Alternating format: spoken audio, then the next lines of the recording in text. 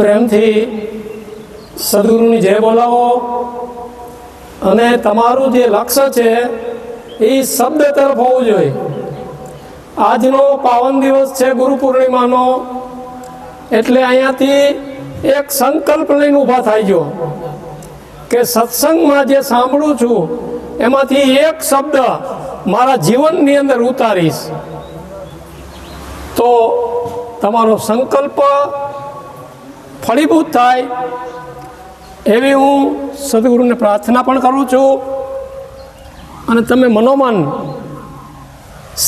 સંકલ્પ લેજો કે આજથી આ એક જે શબ્દ છે એને મારા જીવનમાં ઉતારવાની હું કોશિશ કરીશ. હવે આજનો જે આ ગુરુ પૂર્ણિમાનો દિવસ છે, જેમાં ગુરુનું જે મહત્વ છે, શબ્દ બે છે, ગુ અને રૂ. ગુરુ છે દીવા દાંડી છે. દરિયાની અંદર દરિયાના કિનારે એક દીવા દાંડી હોય. દરિયાની અંદર જે વાણ છે ને એ અંદર ભટકતા હોય ને એને કિનારે લેવા માટે દીવા દાંડી રાખવામાં આવે છે, એટલે વાણ છે એ કિનારે આવી જાય. એમ સદગુરુ છે એ દીવા દાંડી રૂપ છે. આ ભવસાગરની અંદર અથડાતા જીવોને કિનારે લઈ આવી દે છે, પાર કરી દે છે, એનું જીવન ધન્ય બનાવે છે. ગુરુ શબ્દના ઘણા બધા વિશ્લેષણો થયા છે, પણ મહાપુરુષો જે તત્વચિંતક અધ્યાત્મની અંદર ગહેરાઈમાં ગયેલા જે મહાપુરુષો છે એને વાત કરી છે કે ગુ એ છે એક અંધકાર છે, ગુ છે એક અજ્ઞાનતા છે, ગુ છે એક અવિદ્યા છે, એક ભટકણ છે. કોઈ પહાડોમાં ભટકે છે તો પહાડોની અંદર કોઈ ભોયરામાં વયા ગયા છે. આ ગુ શબ્દ છે અંધકારનો શબ્દ છે. એ અંધકારની અંદર ગયા છે એટલે ભોયરામાં વયા ગયા છે. કોઈ એક પગે ઉભા રહ્યા છે, એ ગુ શબ્દમાં અંધકારની અંદર ગયા છે, એટલે એ આંકણે એક પગે પગ હોજી જાય છે, તકલીફ થાય છે, છતાં પણ કંઈક મેળવી લેવાની આશાથી ઊભા છે કે ભગવાન મળી જાય છે. તો જે હાજર છે એને દૂર બતાવે છે, અને દૂરની વાત છે એ નિરાશાજનક છે. દૂરની વાત છે એ નિરાશાવાળી છે, એમાં ક્યારેય આશાનું કિરણ પણ ફૂટ્યું નથી. એટલે નજીક આવવાની વાત કરે છે. નજીક એટલે એકદમ નજીક. મોકો કહાં ઢૂંઢે, કબીર સાહેબનું એક પ્રખ્યાત વચન છે, મોકો કહાં ઢૂંઢે બંદે મેં તેરે પાસ મેં. તેરે પાસ મેં એટલે તું જે બોલી રહ્યો છો ને એ તું પોતે જ છો, બીજો કોઈ બોલતો નથી. અંદર જે છે ને એના દ્વારા આ વિશ્વની જે કાંઈ રચનાઓ છે ને, મનુષ્યની, પશુઓની, પંખીઓની, કીડા મકોડાઓની, આ બધાની ઉત્પત્તિના મૂળની અંદર હું રહેલો છું. મારા સિવાય દુનિયામાં કોઈ પણ ઉત્પત્તિ થઈ શકે નહીં. તપાસ કરી જુઓ, આકાશમાંથી કોઈ બાળક આવ્યું હોય, દિશાઓમાંથી કોઈ બાળક આવ્યું હોય, પૃથ્વીમાંથી કોઈ બાળક આવ્યું હોય, ખળામાંથી કોઈ બાળક ઉત્પન્ન થયું હોય, આ પ્રકૃતિના નિયમની વિરોધની બાબત છે. તો ભારતનું જે દર્શન છે રામાયણની અંદર એવું કહેવામાં આવે છે કે દશરથ રાજાને દીકરાઓ નહોતા અને 4 દીકરાઓ થયા. ક્યારે થયા? એમને શૃંગી ઋષિના કહેવાથી પુત્ર કામેષ્ટિ નામનો યજ્ઞ કર્યો અને યજ્ઞની અંદરથી ભગવાન પ્રગટ થયા. યજ્ઞ નારાયણ, એના હાથમાં પ્રસાદનો ચરુ હતો અને એ પ્રસાદની અંદર ખીર હતી. અને આ ખીર 4 ભાઈ 3 રાણીઓ, કૌશલ્યા, સુમિત્રા અને કૈકેયી, અડધો ભાગ જે ખીરનો હતો એ કૌશલ્યાને આપ્યો, એમાંથી રામ.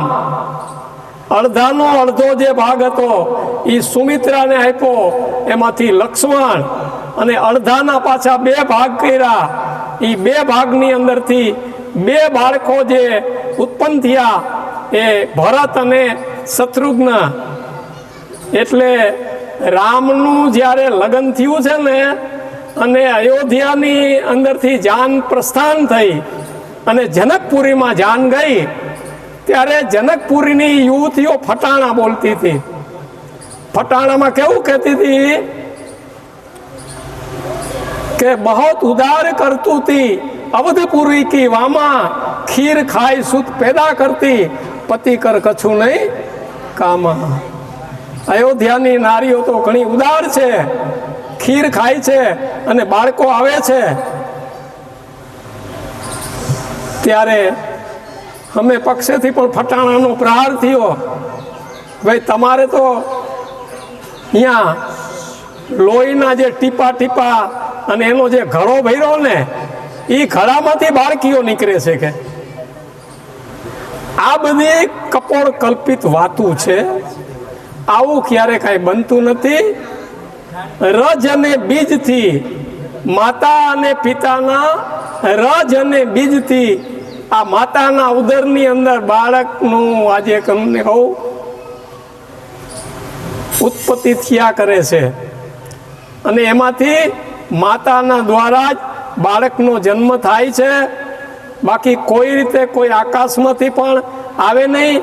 સદગુરુ કબીર સાહેબ વિશે પણ આવી માન્યતાઓ કરવામાં આવી છે, કહેવામાં આવી છે, પ્રસરાવવામાં આવી છે કે કબીર સાહેબ આકાશમાંથી આવ્યા છે. ગગન મંડળ સે ઉતરે સદગુરુ પુરુષ કબીર, જલજ માહી પોઢન કિએ 2 દિનો કે પીર. તો એ વાતને હું સમર્થન આપતો નથી. કારણ કે આપણે એક બાજુ વિરોધ કરવો છે ને એક બાજુ કબીર સાહેબને પાછા આકાશમાંથી ઉતારવા છે, એ ન ચાલે. સત્ય એ સત્ય છે. એટલે હંમેશા આપણે સત્યને વર્યા પછી સત્ય સિવાય બીજું કાંઈ પણ વાણીમાં ક્યારેય કોઈને પણ ગલત ન કહેવું જોઈએ આપણે. કારણ કે તપસ્યા જે કાંઈ છે એ સત્યની છે. તમારા જીવનમાં તમે પ્રયોગ કરજો. જેને જેને પ્રયોગો કર્યા છે ને સત્યના, એના જીવન છે ને ઉજ્જવલ બની ગયા છે, દિવ્ય બની ગયા છે. પણ આપણે હાલતા ચાલતા ખોટું બોલવું છે અને ભક્તિ કરવી છે. આ ભક્તિ આવી નથી. હમણાં ધનદાસ સાહેબ વાત કરતા હતા કે ભાઈ ભક્તિ કોને કહેવી. થોડો સમય આપણે આજે ભલે વધારે લેવાય, કારણ કે વારંવાર આ અવસર નહીં મળે. આજે અવસર આવ્યો છે તો એક પણ પલ જે છે એ આપણા માટે મૂલ્યવાન છે. રૂપિયા કરોડ, 1 કરોડ રૂપિયા કોકને આપી દઈ અને એમ કહી કે મને 1 પલ આપી દો, તો કોઈ 1 પલ આપે નહીં. કોઈ ભગવાન, કોઈ દેવતા, કોઈ વીર, કોઈ પીર, કોઈ પેગંબર, કોઈ મનુષ્ય આપણને 1 પલ આપી શકે નહીં. આપણી જે પલ છે એ જ મૂલ્યવાન છે. એટલે ભક્તિ છે ને એ અમૃતની ખાણ છે. ભક્તિ અમૃતની ખાણ છે. અને અમૃત શું છે? આપણું જે સ્વરૂપ છે ને એ અમૃત છે. અને આપણે આપણી ભક્તિ કરવાની છે. બીજાની ભક્તિ કરવા ક્યાં જવાનું છે? જે ભારતની અંદર જે અવતારો થયા ભગવાનોના, એ તો એકેય અત્યારે છે નહીં. એ મંદિરની જે ભક્તિ છે એ તો જે લોકો પ્રાથમિક ભૂમિકાએ પગથિયું ચડતા હોય ને એના માટે કીધું છે. તમે તો કાયમ સદગુરુના દરબારમાં જઈ સત્સંગનો લાભ લ્યો છો તો કનિષ્ઠ છે. મૂર્તિ પૂજા ભારતની અંદર જ હતી નહીં. 1000 વર્ષથી મૂર્તિ પૂજા ભારતની અંદર દાખલ થઈ છે. ભારતમાં મૂર્તિ પૂજા જ નહોતી, પણ બ્રાહ્મણો આવ્યા છે એટલે આર્ય સંસ્કૃતિને સ્થાપિત કરી, અનાર્યોને હટાવી, મંદિરો બનાવ્યા, મૂર્તિઓ રાખી અને એમાં એની આજીવિકાનું કાયમ સાધન ઊભું કર્યું છે. એટલે આપણે હંમેશાના માટે આપણે પોતાની ભક્તિ કરીએ. ભક્તિ ઘણી પ્રકારે થાય છે. કોઈ દેવીની કરે છે, કોઈ દેવતાઓની કરે છે, કોઈ વીર પીર પેગમ્બરોની કરે છે, પણ અર્ધે સાથ છૂટી જવા વાળું છે, પૂર્ણ નથી. કારણ કે પૂર્ણ તો એક જ છે માર્ગ કે જ્યાં આપણે સમાઈ શકીએ. તો આપણે આપણા સિવાય ક્યાંય ન સમાઈ શકીએ. પાણી જેમ પાણી